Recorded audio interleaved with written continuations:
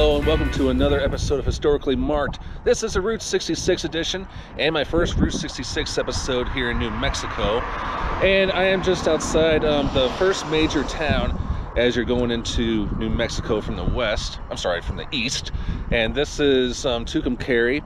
And there are two historical markers, and behind me is Tucumcari Mountain. You probably can't see it that well, but I'm going to go ahead and show you those markers. Here we go. So I'm at a roadside pullout, and this is the first one. This was done by the New Mexico Historical Society, or group. This one is Tucumcari, population 6,765, elevation 4,096. This area was troubled by both Comanches and Comancheros, New Mexicans who traded illegally with the Indians until the military campaigns of 1874. With the coming of the railroad in 1898, the small community of Liberty, 8 miles to the north, moved here to form the nucleus of Tucumcari, which was incorporated in 1908. The Rock Island Southern Pacific Depot, built in 1927, is an outstanding example of a mission revival style depot and recently restored. And again, it is cold, so that's why I'm kind of shaking the camera. And that over there again is Tucumcari Mountain, and that's where this community takes its name from. It has long been a landmark for travelers along the Canadian River. Pathfinder Pedro Vile mentioned it in 1793 while opening a trail between Santa Fe and St. Louis. In order to find the best route from Arkansas to California, Captain Randolph B. Marcy led an expedition past here in 1849. The town of Tucumcari was founded in 1901 and takes its name from the mountain, which signaled people traveling Route 66 and Interstate 40 that rest was nearby. And what's cool about these historical markers in New Mexico is they got on the back a map of some of the local points of interest. But from what I hear or see, that Tucumcari has some museums, including a dinosaur museum, plus the New Mexico Route 66 Museum. Alright, so there is plenty to see in this town. There are lots of mom and pop motels, some old antique signs, and I'm going to be staying at the Blue Swallow Motel. And so it is a cool 50 degrees. It is cold and wet because it just rained as I was leaving Texas, but I'll go ahead and show you some markers.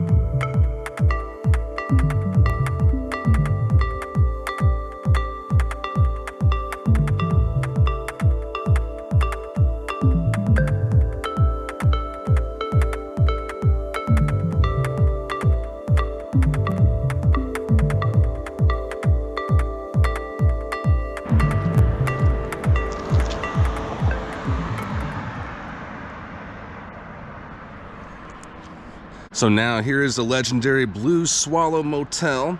It was opened in 1942 by a local rancher named Ted Jones, built by W.A. Huggins. Has gone through many owners. The most prominent one, arguably, was Lillian Redman, who welcomed travelers And she was also famous for letting people stay for free as long as they offered her one of their possessions in exchange for a free room.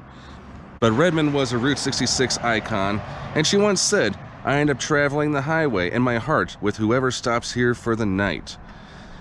In the 1960s, around like the end of the era, or the end of the decade, sorry, a better and faster highway, Interstate 40, bypassed it, and this place almost lost business.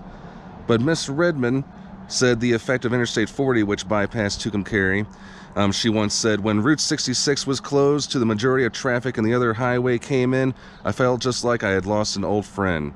But some of us stuck it out and are still here on Route 66. Lillian Redmond sold the place in the 1990s. It was over 40 years since she had owned the place. And in 1993, this was listed on the National Register of Historic Places. As a matter of fact, here is the plaque for that.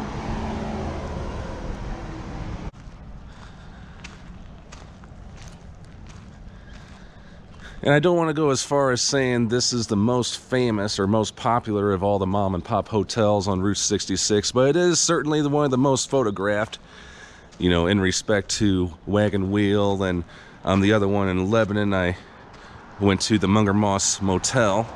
But as you can see, people can park their cars inside and just chill and hang out.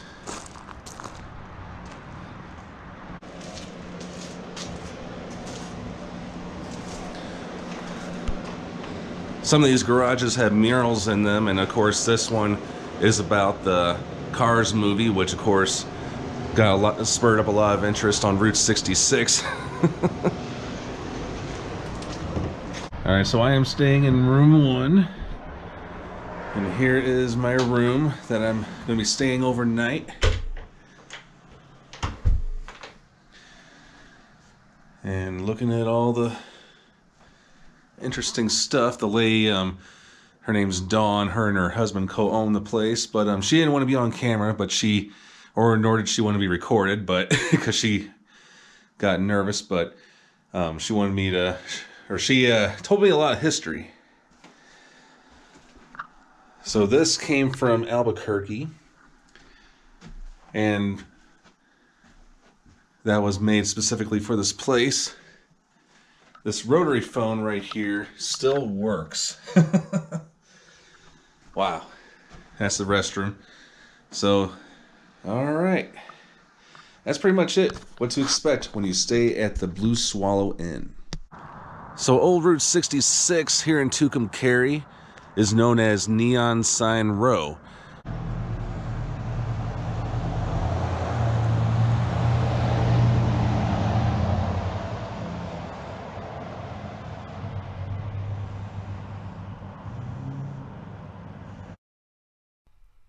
Across from Blue Swallow is the Motel Safari, which has been around for over 60 years. That is the guest outdoor lounge. You gotta love the colorful retro decor on this one.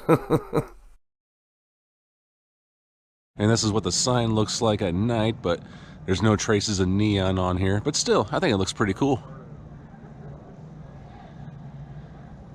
Speedy Wi-Fi, squeaky clean, and color HD TV. Now that's more modern. And here is a historical marker based on the Motel Safari. The Motel Safari opened in 1959 during the height of the Mother Road's popularity.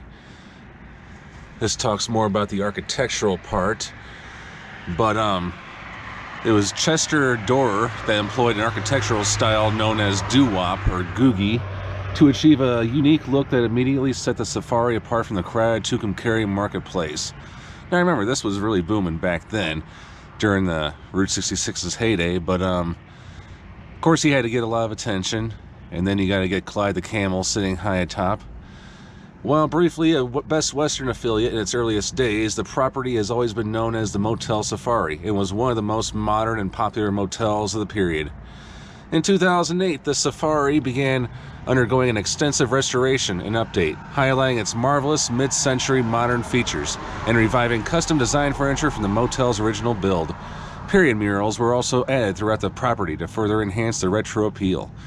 At the same time, 21st century upgrades and amenities were integrated as well.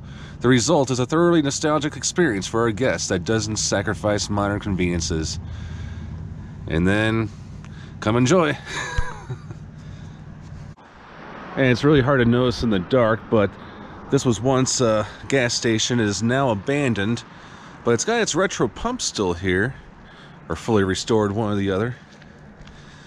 And only one of them is lit up, but hey, it looks cool either way. This one is not lit up. And lastly, as you're leaving town towards like Santa Rosa and Albuquerque and Santa Fe on Route 66, you will see this big giant sculpture. And behind it is the convention center for Tucumcari. So it's a good selfie spot. And behind the building is the New Mexico Route 66 Museum. So of all places in New Mexico, this is where I guess the official Route 66 Museum is. But unfortunately, it is not open, even though Google says it is open Monday mornings from 9 to 4, and it's like 9:30 right now. Whatever. So I know that a lot of people have cited Tucumcari as one of the top 5 towns or cities to cruise through on Route 66. And after what I've seen and probably what you've seen in this video, rightfully so, because I mean, so much that has been restored or left up or whatever. I mean, Tucumcari, I can't really think of any more town thus far that has paid homage to Route 66, or its roots on Route 66. Now, I have heard a few towns in Arizona and maybe a couple in California have, but no disrespect to all the other towns that I've been through so far. I know a lot of people will probably disagree, but thank you so much for tuning into this episode of Historically Marked. I am just in Tucumcari, New Mexico, ready to head to Santa Rosa, New Mexico. I'm Jason, sign off.